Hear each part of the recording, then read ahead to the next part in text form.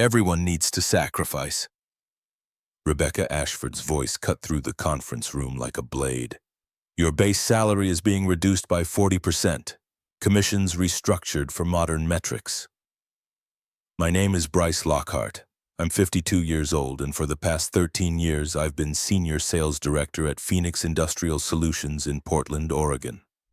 I built their Pacific Northwest territory from a struggling regional office into their most profitable division, exceeding targets annually and generating over $18 million. I sat across from Rebecca, watching her manicured fingers tap against her tablet. She was 35, fresh from a consulting firm in New York, brought in after the board decided our operations needed modernization. The new female manager had targeted my earnings specifically. The market has evolved, she declared with authority. We need agile compensation structures that reward performance over tenure. I glanced at the paper. The new commission structure would make it nearly impossible to earn what I currently made. Even with increased sales, the benefit reductions alone would cost me thousands annually. Is this company-wide? I asked, keeping my voice level. We're starting with senior positions, Rebecca replied with a tight smile, leading by example. I closed the folder and stood up. I appreciate the clarity. Her smile faltered. She'd expected arguments, negotiations, maybe even threats. Instead, she got a handshake and quiet professionalism. That afternoon, I watched from my office as Rebecca met with Clayton Rivers, our CFO. Through the glass walls, I could see her animated gestures, her confident presentation. She was already planning my replacement. I'd seen this before. New executives who mistook experience for dead weight, relationships for inefficiency. They looked at spreadsheets and saw numbers. I looked at those same numbers and saw Derek Hamilton from Titan Forge Industries, who'd trusted me through 3 company restructures. I saw Louise Garrett from Sterling Construction, who called me before she called her own team when problems arose. After 15 minutes, I picked up my phone and dialed Derek's direct line. Bryce, he answered immediately. Perfect timing. We need to discuss the Q4 orders. Actually, Derek, I'm calling about something else. There are some changes happening at Phoenix, nothing that affects your service, but I wanted you to hear it from me first. There was a pause. What kind of changes? Management transitions. The new leadership has different ideas about client relations. Are you staying? I looked out my window at the Portland skyline, thinking about 13 years of early mornings and late nights, of building something I was proud of. I'm exploring my options. Well, explore this, Derek said without hesitation. If you land somewhere else, call me first. The relationship we have isn't with Phoenix Industrial. It's with you. After hanging up, I sat quietly for a moment. Then I opened my laptop and began drafting an email to Dorian Westfield at North Star Industries.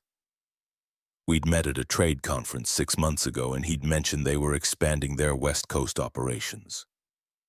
If you're enjoying stories about experience triumphing over corporate politics, make sure to subscribe, because what happens when these relationships walk out the door will shock you. The next morning, Rebecca called me into her office again. This time, Clayton was already there, looking uncomfortable. Bryce, we've been reviewing your accounts, Rebecca began. Some of these relationships seem unusually personal. How so? Direct cell phone communication, entertainment expenses, personal meetings outside business hours. It's not aligned with our professional standards. I almost laughed. These weren't violations of professional standards. They were the foundation of everything I'd built. Those relationships generate $18 million annually, I said calmly. Which proves my point, Rebecca replied. We shouldn't be dependent on individual relationships. We need systematic, scalable processes. Clayton shifted in his chair. He'd been at Phoenix for 8 years, had seen what happened when we lost experienced sales staff before. Rebecca, he interjected carefully, Bryce's retention rate is 94%. Industry average is around 71%. Exactly, she said, missing his point entirely. We're overinvested in legacy accounts. We need to diversify, attract new business. I stood up. I think we understand each other. That evening, I called Louise Garrett. She'd been my client for 7 years, starting when Sterling Construction was a small regional contractor. Now they were one of the largest commercial builders in the Northwest. "Bryce, I was just about to call you," she said. "We got a strange email from someone named Bradley Moran at Phoenix. Says he's taking over our account." Bradley was 28, enthusiastic, and had been with the company for 6 months. Nice kid, but he knew nothing about Sterling's specialized requirements. "There are some organizational changes happening," I explained. "Are you part of those changes?" "It's looking that way." Louise was quiet for a moment. "You know, we've been thinking about expanding our supplier relationships, reducing risk by working with multiple vendors. If you're making a move, let me know." The official announcement came during the Monday morning team meeting. Rebecca stood at the front of the conference room, projector displaying her reorganization chart. "We're implementing a new account management structure," she announced, "moving away from individual ownership to collaborative team approaches." My accounts were being distributed among 3 junior representatives. Bradley would handle Sterling Construction and 2 others. Ashley Morgan, fresh from college, would manage Titan Forge Industries. Ryan Torres would take the remaining Tier 1 clients. "Questions?" Rebecca asked brightly. I raised my hand. "What about existing relationships? Some of these clients have specific preferences about communication." "That's exactly what we're changing," she replied. "Professional relationships should be transferable. If they're not, then they're not professional." After the meeting, Clayton pulled me aside. "This is insane," he whispered. "She's dismantling everything you built. She thinks she's modernizing. She's going to cost us millions." He glanced around nervously. "The board doesn't understand what they're doing." That afternoon, I submitted my resignation letter. 2 weeks' notice, professional tone, no explanation beyond pursuing new opportunities. Rebecca called me into her office an hour later. "This seems sudden," she said, though her relief was obvious. "The timing works for everyone. We'll need you to transfer all client knowledge to your replacements. Full documentation of relationship dynamics, communication preferences, contract nuances." I nodded. "Of course." What I didn't mention was that the real value couldn't be documented. It was in knowing that Derek Hamilton's father had built Titan Forge Industries from nothing. So Derek respected vendors who showed the same dedication. It was understanding that Louise Garrett's success at Sterling came from keeping projects on schedule, so she valued suppliers who anticipated problems instead of just solving them. During my final week, I watched the transition unfold. Bradley scheduled a get-acquainted lunch with Louise Garrett and brought a PowerPoint presentation about Phoenix's capabilities. Ashley sent Derek Hamilton a formal introduction email addressing him as "Dear Sir," instead of using his first name like I had for 5 years. The call started on my last day. "Derek Hamilton. What the hell, Bryce? This kid doesn't understand our specifications." "Louise Garrett. Your replacement wants to renegotiate our payment terms. After 7 years of net 30, suddenly we're a credit risk?" By the end of the week, I'd received similar calls from 6 of my former accounts. Each conversation followed the same pattern: confusion about new processes, frustration with inexperienced representatives, questions about my availability. I'd joined North Star Industries as regional sales director with full autonomy to build their Portland division. Dorian Westfield had made the offer after a single meeting, recognizing that I wasn't just bringing experience, I was bringing established relationships. "We've been trying to break into the Northwest market for 2 years," Dorian admitted during my first day. "Your predecessor burned through 3 different approaches. None of them worked." "Relationships take time," I explained. "You can't shortcut trust." Dorian nodded. "That's exactly why we need you." 2 months later, I was settling into my new office when Derek Hamilton called. Bryce, I need to ask you something directly. Can North Star handle what Phoenix was doing for us? We can, I replied. Probably better. Good, because I'm done with amateur hour. That Bradley kid just told me our custom specifications are unnecessarily complex and suggested we standardize to their catalog items. The irony was perfect. Derek's custom specifications were what made his products unique in the market. Standardizing would eliminate his competitive advantage.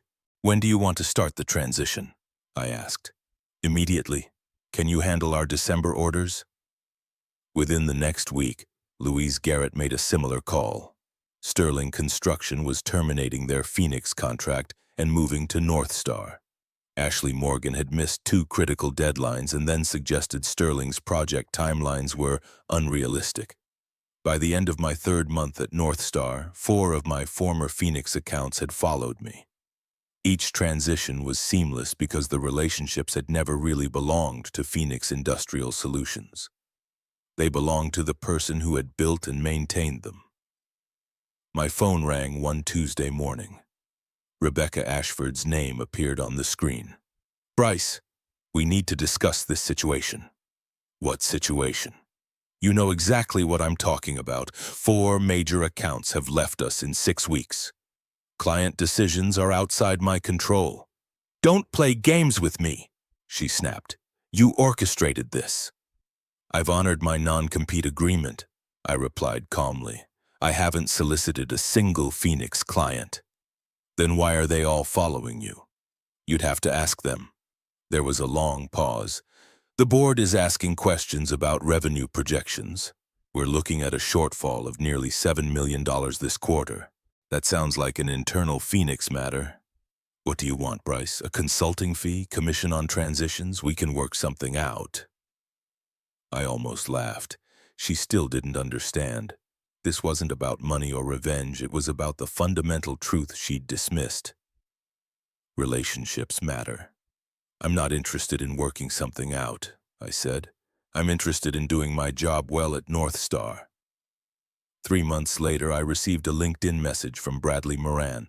He'd left Phoenix and was working for a small supplier in Seattle. His message was brief. You were right about relationships. Sorry I didn't listen. That same week, Industry Newsletter published an article titled Phoenix Industrial Struggles After Leadership Changes. The piece quoted anonymous employees, saying the company had underestimated the value of experienced sales leadership and was now scrambling to rebuild client relationships. Clayton Rivers called me a few days later. Rebecca's been reassigned, he said without preamble. Corporate brought in a new sales director. Anyone I know? No, but he's asking a lot of questions about how we lost so much business so quickly. I didn't reply. The answer was obvious to anyone who understood that business is built on trust, maintained through consistency, and lost when you mistake experience for inefficiency. 6 months after joining North Star, I stood in our expanded Portland office, reviewing quarterly numbers with Dorian Westfield. My division had generated $12.8 million in new business, exceeding even optimistic projections. The board approved your expansion plan, Dorian announced. Additional staff, larger territory, everything you requested. As we discussed growth strategies, my phone buzzed with a text from Derek Hamilton. North Star's service has been flawless. Best decision we made this year. That evening, I drove past Phoenix Industrial's office building.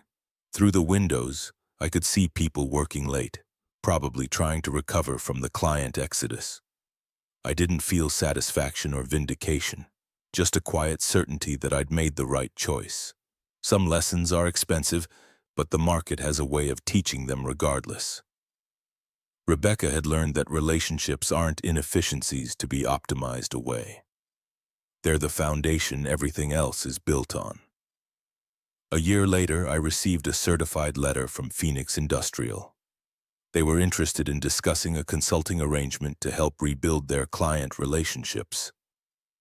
The letter was signed by Rebecca's replacement and included a very generous compensation offer. I filed it away without responding. Some bridges once burned shouldn't be rebuilt.